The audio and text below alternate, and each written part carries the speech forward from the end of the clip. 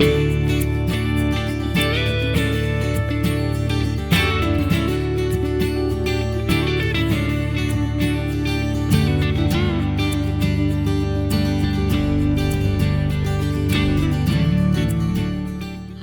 welcome to Live at Lunch from Home Care Assistants. We're going to be talking in this series about things that we have to consider as we age, because we all are. So, Brooke, in front of us today, we have these golden girls. Yes, we do. My favorite. A lot of our clients, when we would walk into their homes any time of day, any time of the 24 hours, and they would have golden girls playing. Yes, even I do. I love the golden girls. Yeah. Which one's your favorite?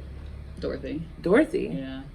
I liked how strong she was, and I liked her flowing little...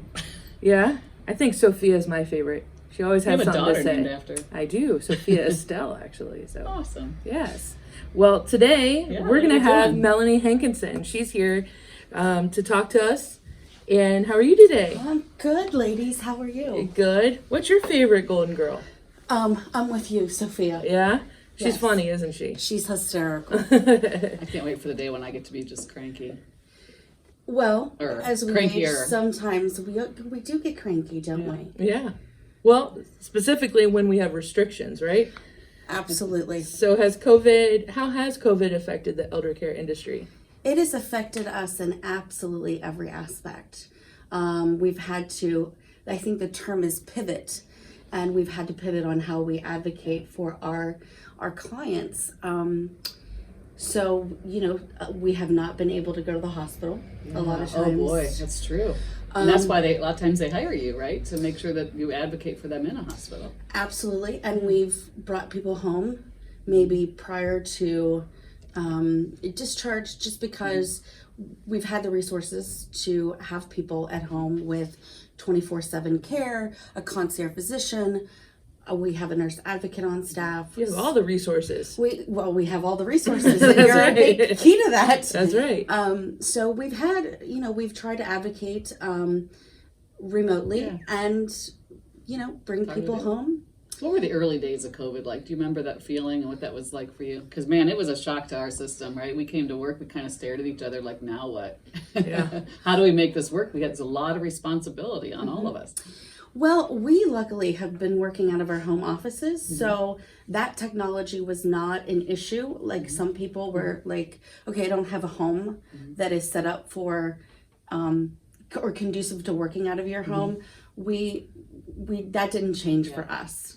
And we're on call 24/7. So just we went. It was the shock of, should we see our clients? Like, am I an essential employee?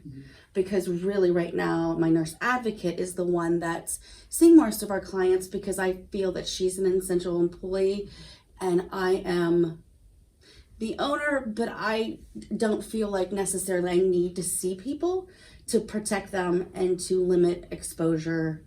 Yeah, sure. You do the background work. I do the background work, and I'm on the telephone and emails and I've missed hugging my clients. Yeah. I've missed the personal touch. We all have, yeah. Yeah. The lucky ones are our caregivers who get to continue the life as it was before, because it's so important that they keep going to the homes. Oh, look at Dorothy just fell. I think that's a sign. Yeah. Stop talking, Lori. I know. But tell me, as we move through COVID, obviously we're all going to take things with us, things that we liked, we learn, things that we're going to do. But what, as an older adult and their families, what do they need to consider now? How do they think differently as we move through COVID into the next phase? Well, I'm a big proponent for people to age in place, if that's possible. And if they have the resources to pay for those caregivers. During this time, sometimes it was time to think about an assisted living or skilled nursing. And we've tried to say, can we wait? Is there a possibility to continue to be at home, be safe? And I think that's what we need to consider, like long term. Yeah. Where would you like to be? Do you have the resources? Is your home set up for aging in place, meaning railings, the bathroom, steps? Those are the things to consider. And I think that we've done that in several occasions where we said, just wait. This too shall pass. Hopefully. That's true. We sometimes forget that. It feels like it's a forever thing. Sometimes. It's temporary. It's been much longer than I would have preferred. However, we need to look at the future, maybe 6 months from now, and say, can that person stay with their loved ones? Because if not, they're isolated. And I believe we've had clients pass because they've been isolated from their families, their friends, in assisted living, in skilled nursing, and haven't had the interaction with their loved ones or people they care about. Yeah, right, for sure. A lot of loneliness, a lot of tragedy around the isolation. Very much so. Very much so. It's a double-edged sword. Mm-hmm. So what keeps you up at night worrying about things? What keeps you up? Pre-COVID or post-COVID? Just in general. So pre-COVID, we see a lot of financial exploitation or exploitation in general. I had one case that kept me up many nights until we got things under control. That kept me up at night. People, it was the son taking advantage of the father. Yeah.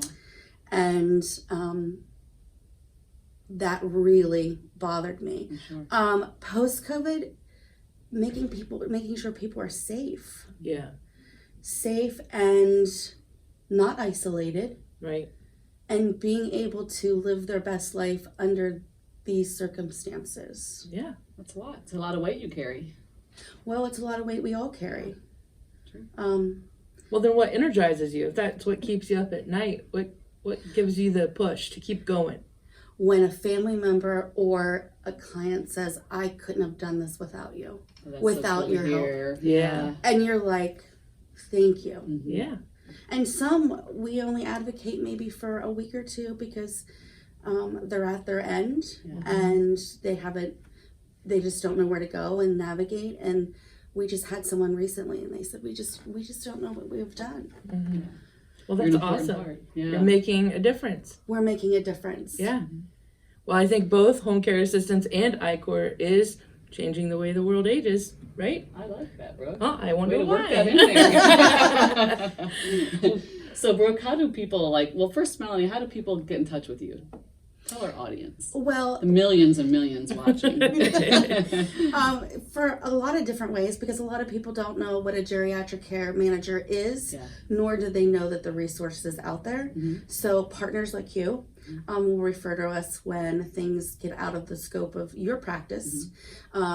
Attorneys refer to us. We get, every once in a while, we get people from Facebook that are on local webs or local sites, and they will refer financial advisors. So we're out there, ikorcolumbus.com, Good. and we're happy to help in this difficult time. And I know that people can just call you and have that conversation without a commitment. It's kind of nice. Like, I need help. What do I do? And you can help right from the beginning. Absolutely. Yeah. And sometimes they need us, and they need a lot of us, or sometimes they just need a little guidance to put one foot in front of the other. I love it. Yeah. How do they get a hold of us? Well, let me tell you, there's a lot of different ways that you can get a hold of home care assistants. We are on Instagram and Facebook under We Are HCA. You can also call us at the phone number below or click the link below, and we're available 24 hours, 7 days a week.